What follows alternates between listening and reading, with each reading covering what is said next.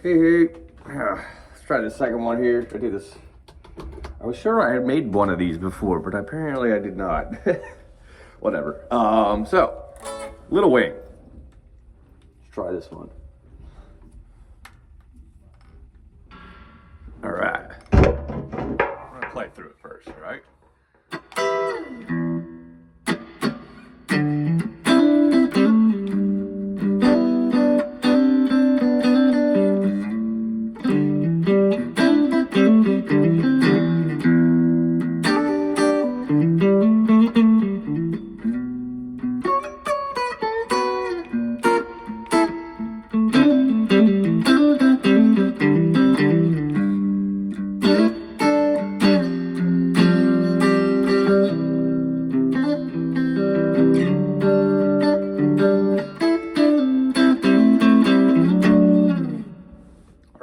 That's the intro, and then we go into this. Now I'll talk about both of it.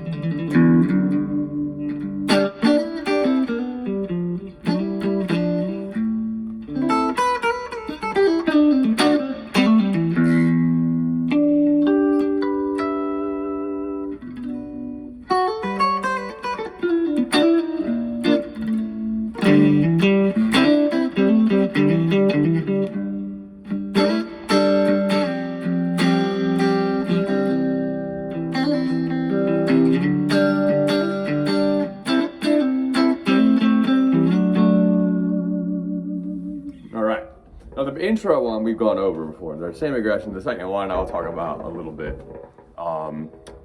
Like I've said before, pretty much every time we move to a new chord, there's another scale you can kind of use. In some cases, it's almost exactly the same scale as the other chord, like G to E, for example. Like when I talk about the relative minor to your major, those are very close to each other. In the very first chord, we go E minor to G. Okay, so then right away you get into the G off the E minor, but it's a major, which I don't know if you know, it might have picked it up, but I hit a wrong note. When I went in there, I hit a flat 7 on G. Right at that spot, I hit this note by accident. And sometimes it's okay because you go fast enough, a wrong note doesn't necessarily stick out as much. Depends on what you're expecting, I guess. But sometimes I like to give you what you're not expecting. That's actually more fun than what you are. But all right, so pretty much like the way I look at this is each one of these has a little bit slightly, because each chord is like a good 3 or 4 notes that really make it. And you find pick a couple of those notes and try and tie them together to make it sound like you're pretty much outlining the chord with a lick. Well, some ways people do this, you just have to like hold the chord and pick different strings, and you can go to G. Like that, for example, is a good example of outlining the chord, because we add the D, add the C, B, G with a D in there. Okay, and you got the low D there too. A minor. Now I look at it like A minor is with thumb holding the 5th fret of the low E string, and your pointer finger kind of barring the top 3 strings, or the high 3 strings rather, G, B, and E. And then you add actually E minor, and then we add that little lick up here at the 3rd fret and 5th fret.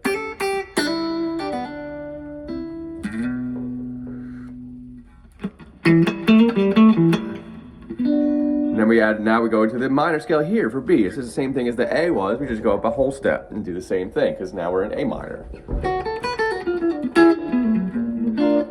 B flat to A major with the major 3rd.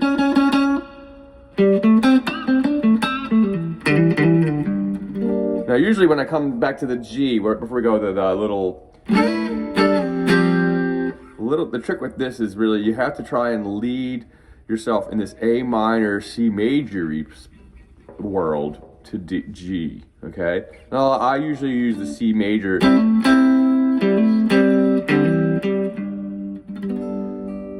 just open the C chord. So the C chord is right here.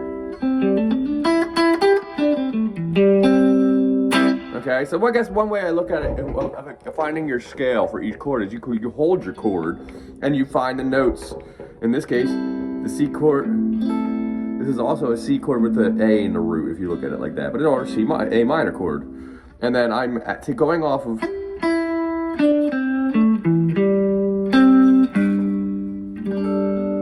I'm using a chord to do that instead of single notes.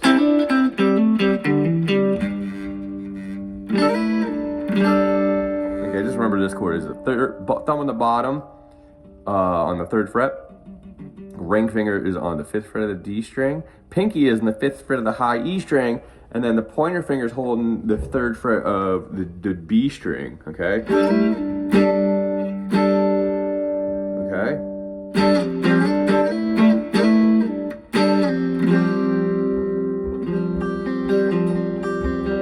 And it pretty much just slides up to the 5th, 7, 3, 5, and 1, 3.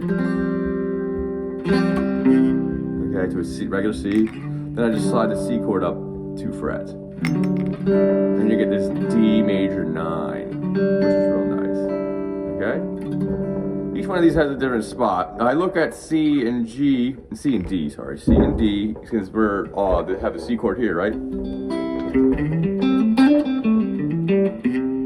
And then you can move up to 2 frets and do the same thing with D.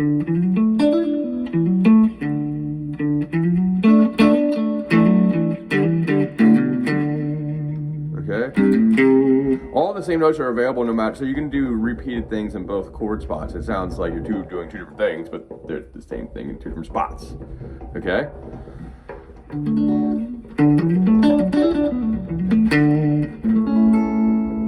Okay.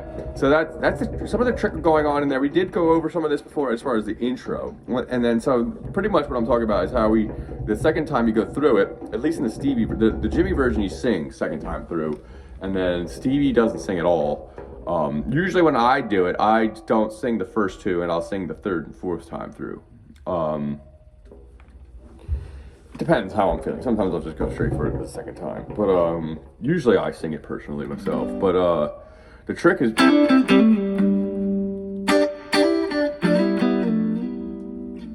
I'm adding that little blues chord from Stormy Monday over that one. But you could just use a chord. Like that blues scale, and then we get the minor, get rid of the 6th fret. Now it's mostly focused on the 5th fret of the G string.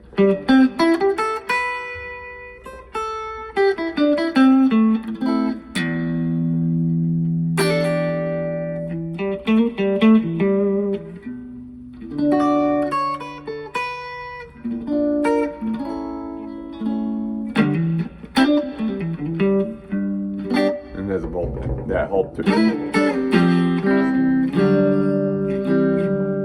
Okay. Now so when he starts building up, there's a couple different ones he adds, depending on who you're listening to for the solo. Jimmy doesn't do a lot in this song because he mostly is about the singing, and he solos kind of at the end, pretty simply. Stevie does some cool stuff, and I don't know if they're all. It's all about just pieces of the original tune. He does another one where he goes out of the solo.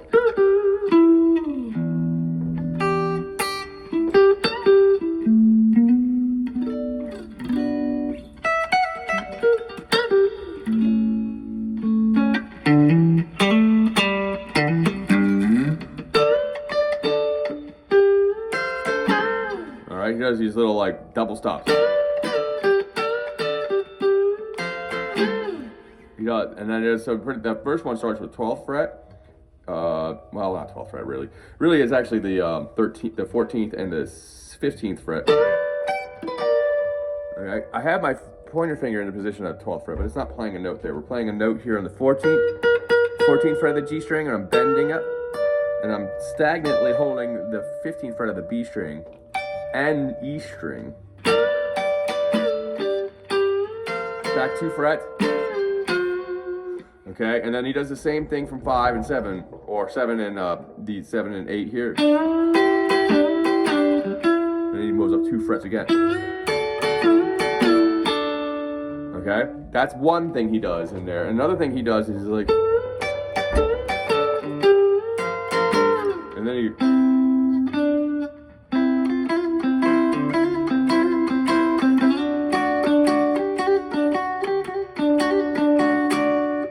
that one's kind of cool. I'm not actually, there's two ways to do this. You could do this.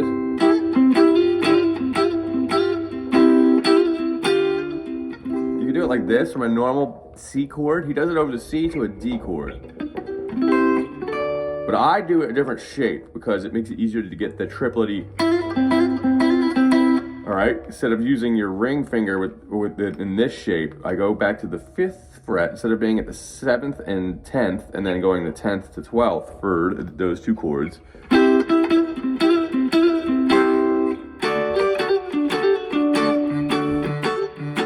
I think there's a thumb probably involved with this, but for my version of this, it's a little easier. You don't even have to do all that much. It's all about barring the 5th fret pointer finger on the G string, B string, and E string, but don't really worry about the E string because the pinky's gonna take over on the 7th fret there. So it's G, B, and E, 5, 5, and then 7 there.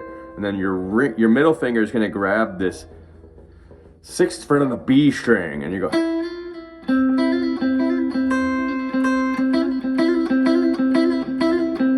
All right, now it's a hammer on pull off for me.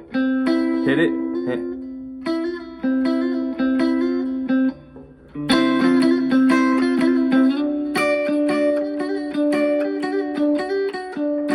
All right, so pretty much he's just going.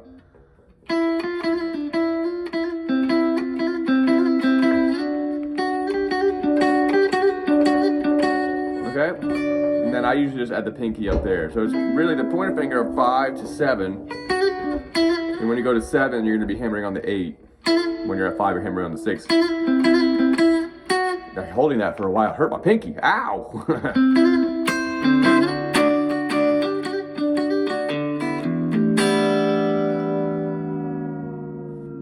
All right, so and then he gets into the main solo. He goes to the 12th fret to the 15th here and goes. Starts thing he does is bending. I grab with all 3 of these fingers, the B string at 15, and then a whole step bend, all the way from what this is a D up to what would be at the 17th fret. Then back to 15, then to 12. And then it goes back 17, 12. Okay, and now I add this lick. I don't remember what he does. I'm really honestly blanking because I played this song so many times. I add this. I go whole step bend, and then really as I'm releasing, I grab the 12th fret of the G. Like that. That's what I like to do. He might be doing it. Then grabbing the 12th fret, the 14th fret of the D string, 12th fret of the G string, 14th fret of the G string by bending up a whole step, then back to 12th, then to 14th. And then he does this 13, 12, 13, 12 in the B string.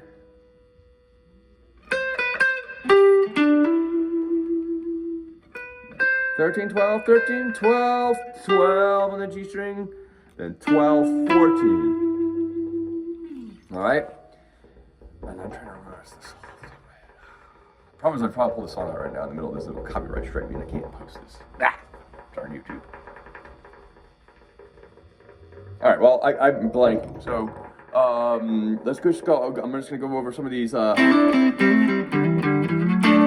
All right, that little guy, right before I end this, okay? So a lot of this, in this song anyway, and a lot of Jimmy's stuff, it does a lot of these Curtis Mayfield-y kind of hammer-on, you know, just a little wing, and Queen Cries Mary there. And he does it also in Castles Made of Saints.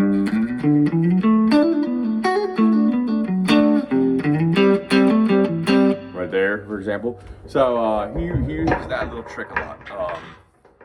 He kind of became the Hendrix thing, even though Curtis started it. But the trick for Little Wing, at least, it's a lot between the 5th and 7th fret. It's just about which one you're starting on. So there's the G and the B string where you go between the G and the 5th and 7th. And then you go down one string, do the same thing between the D and the G. D and the G string, 5 and 7 on that, and open on the 5 here.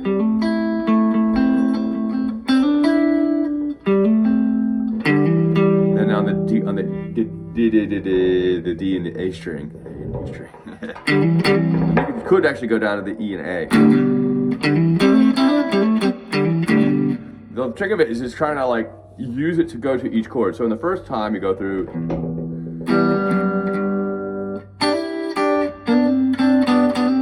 There's one kind of like that too, although that's a little bit more of a blues one. 5, 7, A, 5, 7, a D. Then he does the hammer on to 5, 7 on a G with the 5 and the B. Then I do it from on the next string down, G and the D and the G.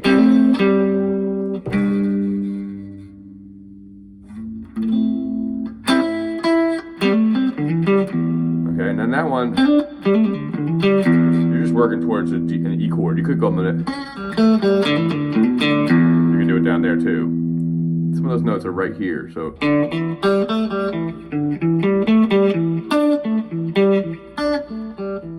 are a lot of the same notes in those two spots there. You try and tie them together, you'll see where they are. Okay, so then he goes into the B. And then he does it again. Then to a G chord. Now technically you're in a D chord, starting on a D. So this one I don't go up to the G and the. It's all about just the G and the B, the D and the G, and the A and the D. Those 3 ones. Those are the ones that'll get you there. All right. Practice those ones. I'm trying to keep the form straight for you, but it's mostly about the chords and just trying to get the notes to line up. All right. See you next time.